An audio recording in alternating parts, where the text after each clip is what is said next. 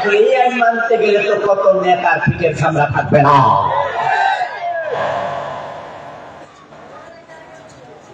আমার বন্ধু কিছুক্ষণ আগে ধারণ দিয়েছিলাম কাদিয়ানীদের মসজিদ, ওই মসজিদে একজন মুমিন নাই।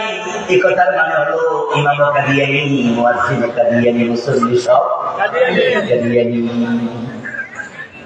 আমরা কি কাদিয়ানী মসজিদে নামাজ পড়তে যাই? যে কয়জন নামাজ পড়ে সব কি? সবগুলো কাদিয়ানী। এখন কাদিয়ানীরা মুমিন না কাফের? তো ইমাম সাহেব কি কাদিয়ানী? ইমাম সাহেব কি? ইয়েস, মুয়াজ্জিনও কাফের, ইমামও কাফের। আচ্ছা, কাদিয়ানী মুয়াজ্জিন কি আযানের মাঝে কালেমা পড়ে না, আশহাদু আল্লা ইলাহা ইল্লাল্লাহ বলে? এই কালেমা বলে মানুষ কাফের হয়।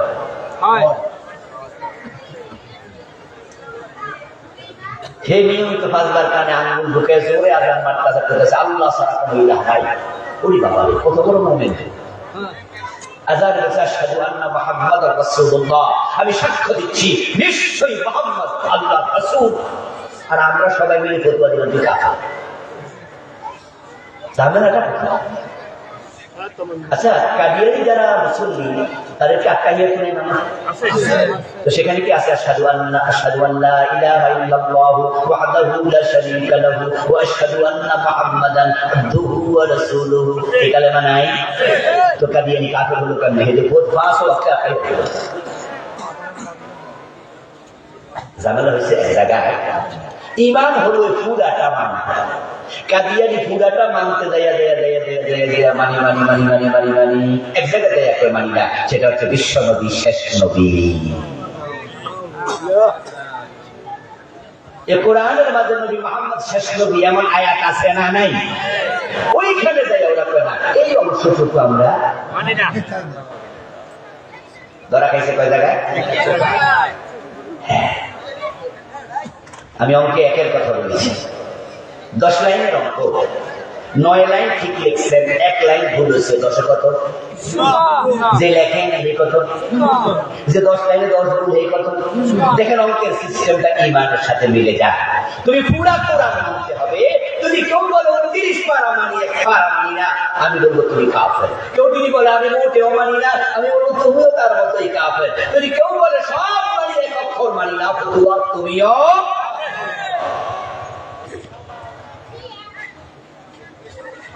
এই যে আমাদের রোডে ট্রাক চলে, বাস চলে, আমাদের গাড়ি চলে, পুরা টায়ার ঠিক আছে, এক জায়গায় সিদ্ধ হয়েছে, বাতাস থাকবে তো? চিত্র এক জায়গা হওয়া, যে কথা 5 জায়গা হওয়া একই কথা।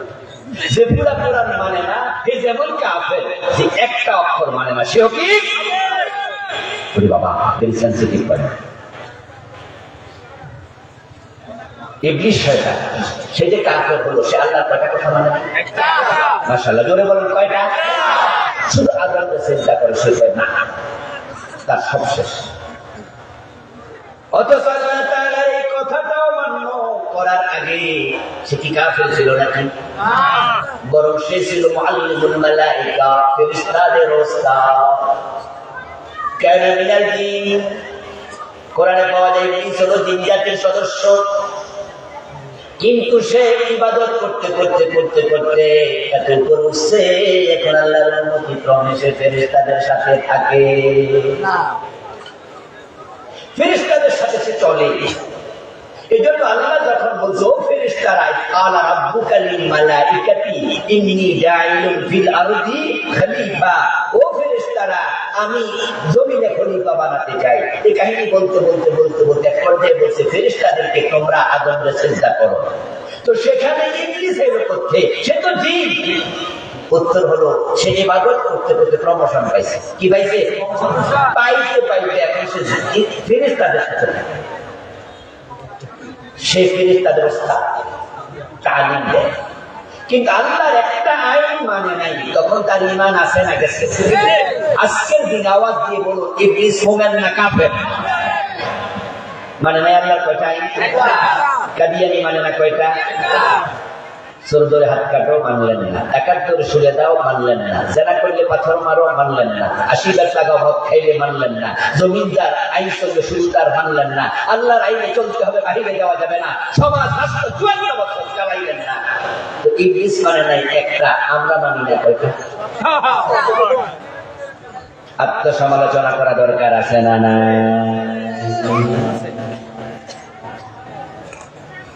আরে আমাদের মহিলারা যখন পিঠা বানায় তখন ধান বেটে আপনার ভেঙে এটা গুড়ি বানায়, গুড়িটাকে আরো পিউরিফাই করার জন্য ছাঁকনিতে ছাঁকে, এটার আমরা বলি সালুন। আপনাদের এই এলাকায় কি বলে? সালুন বলেন?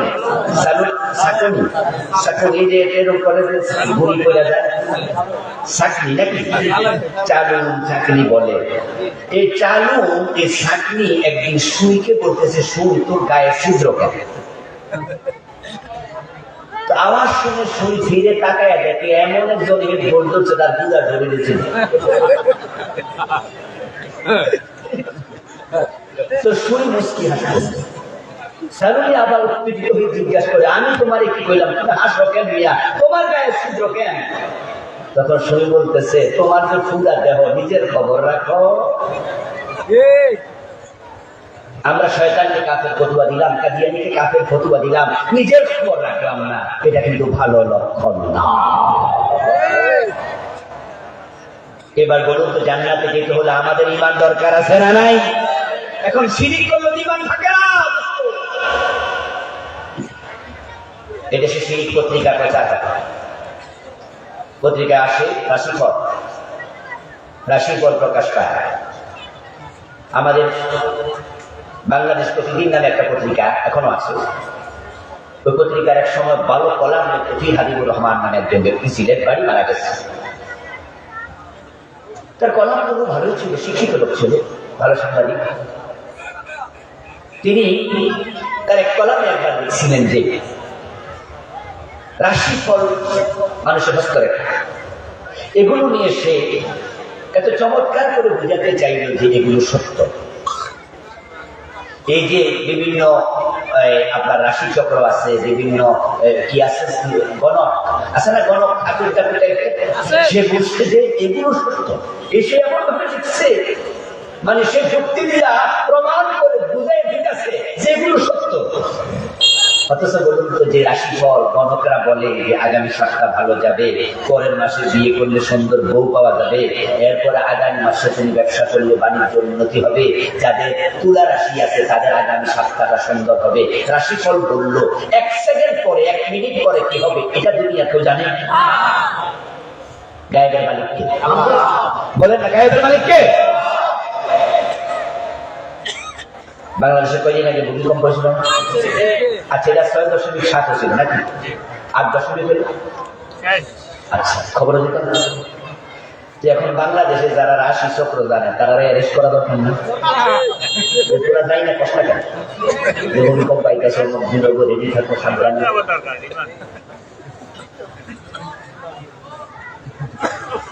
ঢাকা সোনারগাঁ হোটেলের অপোজিটে বসুন্ধরা শপিং মল, সামনে বসুন্ধরা শপিং মলে বাবা লিটন দেওয়ান বসে আছে, এবং ওনারা পত্রিকা অ্যাডভার্টাইজমেন্ট দেয়, টেলিভিশনে দেয়, সুন্দর করে লিখে দেয় তিনি অতি ভবিষ্যৎ ভূতপূর্ব সত্তা। আর আমার দেশের কিছু মানুষ এত ব্যাখ্যা, ওদের কাছে ভবিষ্যৎ জানার জন্য টাকা নিয়ে হাজির হয়ে যায়। অথচ তার বসুন্ধরা শপিং মলে গত 12 বছরের ভিতরে আগুন লাগছে 3 বার। আচ্ছা, কি আশ্চর্য ব্যাপার না যে সে ভবিষ্যৎ জানে, তার দোকানের খবর জানে। আল্লাহ সাইদুর রহমতুল্লাহ আলাইহি কুমিল্লা টাউন হল মাঠে ছাত্র জীবনের ছিলাম, খুব মজা লাগছিল। উনি বলছে, কোন গণক যদি আপনার বাড়িতে এসে আপনাকে বলে আগামী মাসে ফাড়া আছে, আমার 1111 টাকা দেবো, ফাড়া কেটে দেবো, টাকা না দিয়া গালের মাঝে কষাইয়া পারলে একটা থাপ্পড় মেরে দেবেন, রেগে গেলে বলবেন মহাশয় রাখলেন কেন? আমার বিপদ কাটলে নিজের বিপদ কাটেন নাই কেন? এই বাড়িতে আসলে যে আমি কষাইয়া থাপ্পড় মারবো, এটা বিপদ না? এটা কাইতে আসলে তো ঝামেলা ছিল না, নিজের টাকা দেন না। আমার দোস্ত শিরিক আজকে ঘরে ঘরে ঢুকলো, বিশেষ করে যে এলাকায় মাজার আছে, এলাকায় তো শিরিকের বাজার মিলে যা। ও প্রিয় ভাই আমার, কোরআনের বক্তব্য আল্লাহ ছাড়া কারো আইন চলে না। তো কোরআনে তো আছে আল্লাহ ছাড়া কারো ইবাদত করা যাবে না।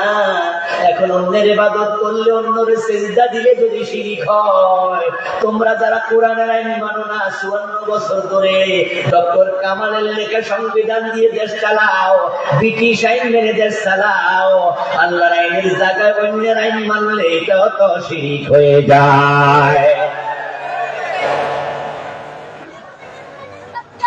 পীরের ভাই আপনি সেজদা দেন না, তাই আপনি ওখানে বসলে খান নাই, কিন্তু আপনি তো মানুষের আইন মেনে বসলে পেয়ে গেলেন। এখন এই দেশে অধিকাংশ মানুষ কি মুশরিকের তালিকায় আছে না? এই মাসালা ধরা খেয়ে গেছে অনেকে।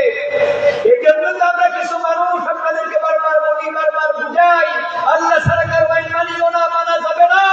আল্লাহর আইনের কথা বলে আমরা জেলে যাই, ফাঁসিতে ঝুলি, মাইর খাই। গত 17 বছরের কথা বলার পরিবেশ ছিল না। এরপর যেখানে শান্তিজি মাথা তুলে বলেছি, আমার কথা যে ইসলাম হয়ে গেছে তা নয়। ইসলাম কায়েম হয়ে যাওয়া এত সহজ না, কবে কায়েম হবে তাও জানি না। কিন্তু এই কথা একটা কারণে বলি, আমি মুশরিক হয়ে মরতে চাই না।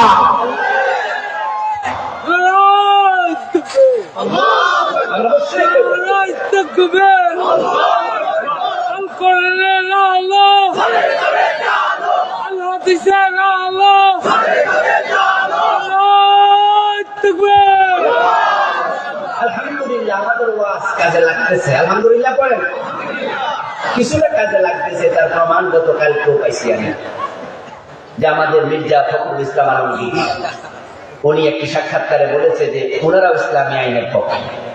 গতকালকে কি আপনারা দেখেছেন সাক্ষাৎকার? দেখেছেন? ঠাকুরগাঁওয়ের সাক্ষাৎকারে তিনি বলেছেন যে আমরা ইসলাম বিরোধী নই।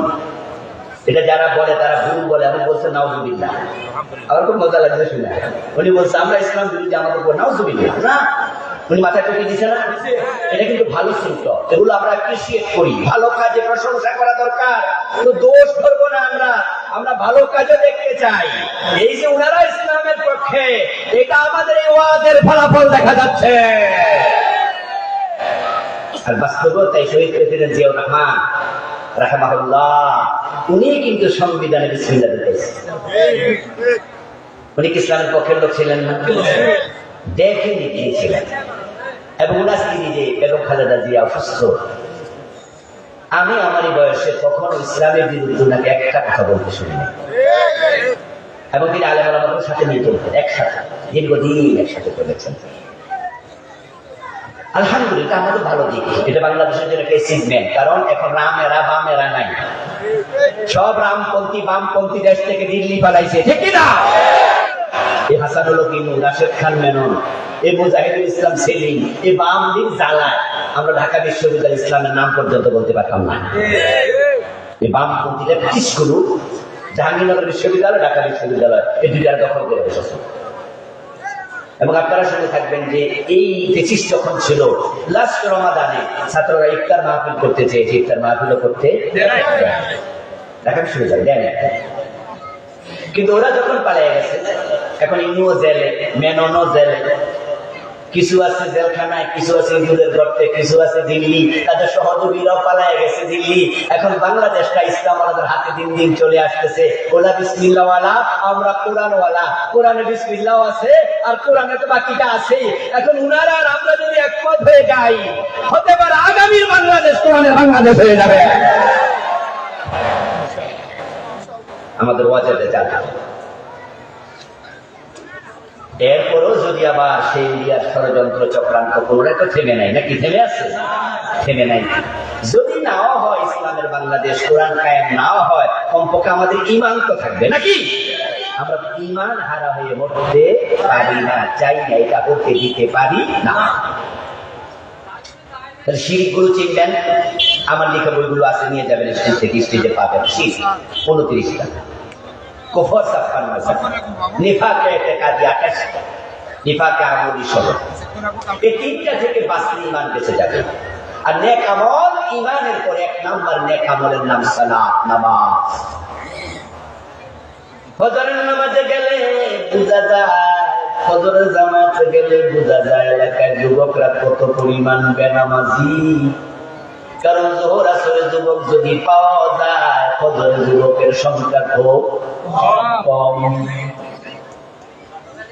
আপনি দেখবেন আপনাদের মসজিদে যদি ফজরের নামাজে 15 জন মুসল্লি হয়, তার মাঝে 11-12 জনই বুড়া অথবা বুড়ার কাছে। অথচ আমাদের দেশে যুবকের তো অভাব নাই, আলহামদুলিল্লাহ। মাঠে টাকা না, এখন টাকায় দেখেন যে দাড়ি ফাঁকা মরুদ দিয়ে গেল 10%, আলহামদুলিল্লাহ যুবকই বেশি। কিন্তু মসজিদে ফজরের টাইমে যুবক কম কেন? এরা কম্বলের নিচে ঘুরতে। আর যুবকদের আরেকটা দোষ আছে জঘন্য, সেটা হলো এই মোবাইল। এরা আড়াইটার আগে ঘুমায়, 2টার আগে অনেকে ঘুমায়, 12টা নাকি রাত শুরু হয়। মানে এখানে রাত শুরু হয় কয়টায়? মা বাবা খাইয়া দাইয়া এখানে দম খাইয়া যখন পাড়া এই যা ঘুমাইতে যা, সেই যে তখন দরজা বন্ধ করে রাখে, আমার রাইট মাত্র। এই জন্য ছোট বাচ্চাদের হাতে মোবাইল দিবেন না। ইন্টারমিডিয়েটের আগে মোবাইল দেয়া তো হারাম, নিষিদ্ধ। শরীর হারাম বলিনি, শাব্দিক ভাবে বলছি এটা নিষিদ্ধ, এটা হারাম। এই জন্য বলছি কারণ ওই বয়সের ছেলেরা মোবাইলের মিস ইউজ করার সম্ভাবনা বেশি, কারণ এখনো ভালো মন্দ বোঝার মতো বয়সটা হয় নাই। মোবাইল অনিয়ন্ত্রিত যদি হয়, এটা এক জ্বলন্ত জাহান্নাম। এটার মাঝে এখন এত কিছু আছে, এত নিকৃষ্ট জিনিসও আছে যেটা আমাদের যৌবনকালে আমরা হয়তো ভাবি নাই। এমন সিনেমা, এমন নিকৃষ্ট ছবি, এখানে কি নাই? আপনার অনিয়ন্ত্রিত মোবাইল ব্যবহার, আপনার সন্তানকে শুধুই অ্যান্ড্রয়েড সেট, এই মোবাইলটা তাকে নষ্ট করার জন্য যথেষ্ট। এই জন্য বাবারা সাবধান, বাবারা সাবধান। আমার বন্ধু মোবাইল দেখতে দেখতে রাতে 2টা-2:30 বাজায় ফেলে ফজরে কেমনে উঠবে। আবার দেখি অধিকাংশ মাহফিল যুবকরাই সবাই আগে আজকে এসেও দেখি আমার রিসিভ করছে সব যুবক, হ্যান্ডশেক করতে গেছে সব যুবক। তবে আমি ভালোবাসি যুবকদের এবং বিশ্বাস রাখতে চাই এই এলাকার যুবকেরা ভালো, অন্য এলাকার মতো নয়। তবে বলি শোনো যুবক, অন্ধের হাতের মোমবাতি হইও না। তুমি মাহফিল করলা, টাকা দিলা, মাইকিং করলা, মানুষ ডাকলা, মাহফিল করে তুমি মানুষকে ইসলাম শুনাইলা, কিন্তু নিজে ফজরের নামাজ পড়লা না। অন্ধের হাতের মোমবাতি যে আলো দিয়া অন্য পথ পায়, অন্ধের হাতের মোমবাতি দিয়া মানুষ পথ খুঁজে পায়, কিন্তু অন্ধ মিয়ার তো চোখ নাই, তার কোন লাভ নেই। অন্ধ যদি মোমবাতি লাগায় হাতে, অন্য মানুষের উপকার হয়, কিন্তু নিজের কোনো উপকার হচ্ছে। তুমি নামাজ না করে মাহফিল করাও না, লাভ নাই। তুমি অন্ধের হাতের মোমবাতি হইও না। যুবক থেকে শয়তান ধোঁকা দেয়। কিভাবে জানেন? শয়তানকে আরো বয়স তো করে দিচ্ছে। শয়তান এই দাড়ি পাকা, আমাদের কিছু দাড়ি পাকছে না, এই যে দাড়ি পাকা মুরব্বী আছে, যেরকম সাদা দাড়িওয়ালা মুরব্বীর দিকে তাকাইয়া শয়তান আপনাদের শিখাইছে এত সকাল মোটা সারা জীবন করে দিচ্ছে। কিন্তু আমি আপনাকে জিজ্ঞাসা করতে চাই, আপনার বয়সী মানুষ কি মারা যায় নাই? জুলাই আন্দোলন যে মারা গেল, এই 1500, 1600, 2000 যা বলি, তার মাঝে তো 95% যুবক, ঠিক না? 95%। আপনার এই গ্রামে আপনার সে কম বয়সে মারা যায়, আপনি বুড়া হবেন কোনটা কেন? নিশ্চয়তা কি? কিসের নিশ্চয়তা? বরং যৌবনে যারা ইবাদত করে, নবীজি বলছেন আল্লাহ তাআলা ওই যুবককে আরশে আজিমের নিচে জায়গা দেবে। শাবুন নাশা ফি ইবাদাতিল্লাহ। 7 ধরনের ব্যক্তিকে আরশে আজিমের নিচে জায়গা দেওয়া হবে, একটি হাদিস। আরেকটা হাদিসে আছে আরেক প্রকার, মোট 8 প্রকারের মানুষকে আল্লাহ আরশে আজিমের নিচে জায়গা দেবেন, যেদিন কোনো ছায়া থাকবে না আরশের ছায়া ছাড়া। তার মাঝে একজন হচ্ছে যুবক যে যৌবনকালে ইবাদত করেছে। সে যুবক তো চমৎকার, যার যৌবনকালে মুখে দাঁড়িয়ে আছে। আরে বুড়া হলে দাঁড়িয়ে সবাই রাখে, কারণ মানুষ যখন বুড়া বয়সে দাঁড়িয়ে রাখে না, দেখতে হিন্দু হিন্দু মনে হয়, ঠিক না? বুড়া বয়সে যে মুসলমানের সন্তানরা দাঁড়িয়ে রাখে না, দেখবেন তাকাইলে কেমন রুক্ষ রুক্ষ, এটা ঠাকুর ঠাকুর মনে হয়। আবার মাইয়া যদি বিয়ে দিলা তাহলে মাইয়া জামাইও দাঁড়িয়ে নাই, শুধু ধরে নাই, এখন বাজারে গেলে মানুষ নিকট সালা দিলা ভাই। এই জন্য শ্বশুর বোঝে এখন দাঁড়িয়ে রাখা উচিত, নয়তো মানুষকে আবার সারা দিলে লাগতো। তো বুড়া হলে দাড়ি সবাই রাখে, কিন্তু যৌবনকালে রিক্স আছে। শুধু দাড়ির কারণে বাংলাদেশে চাকরি হয় না এমন ঘটনাও,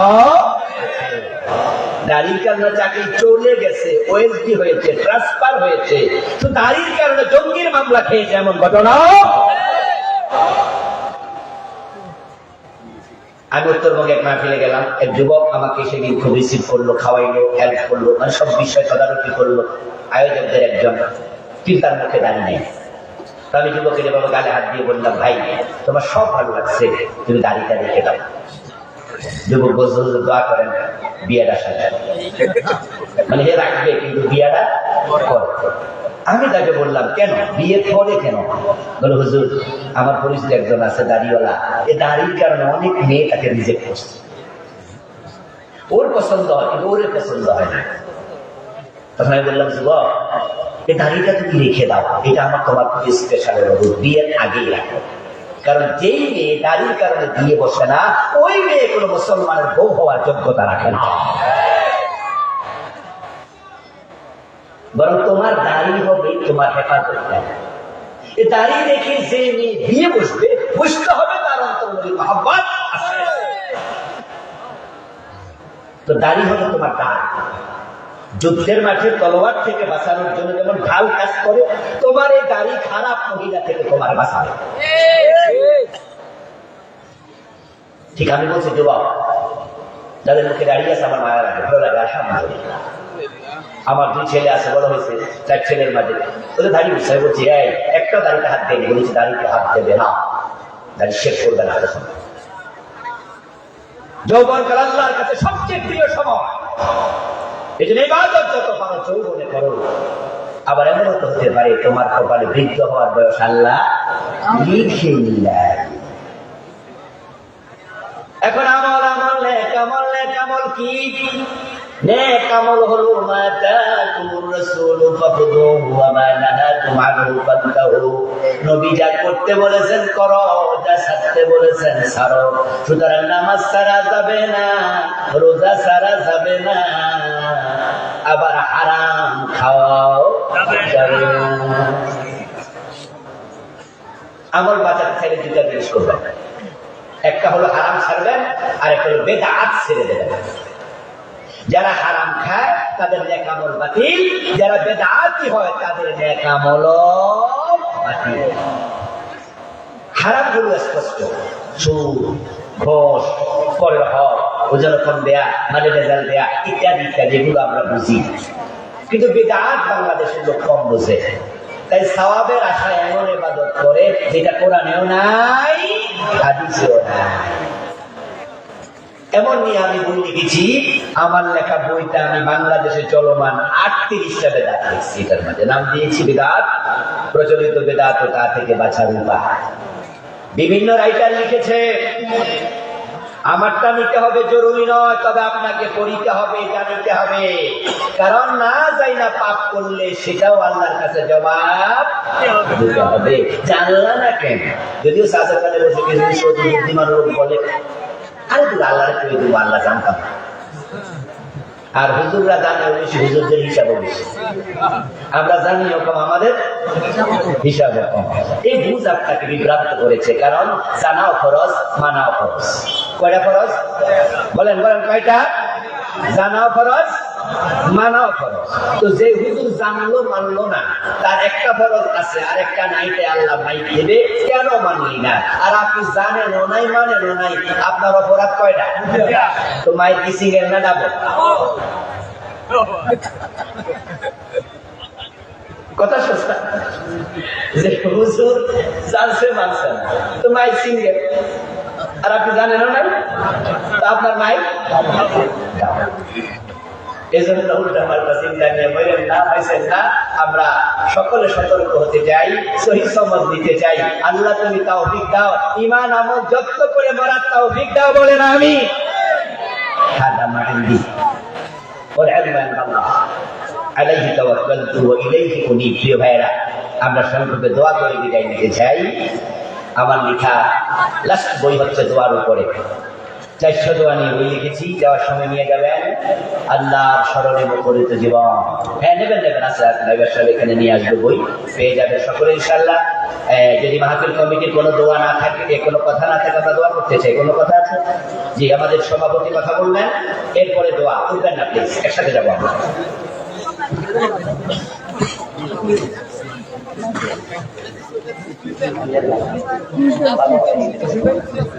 এটা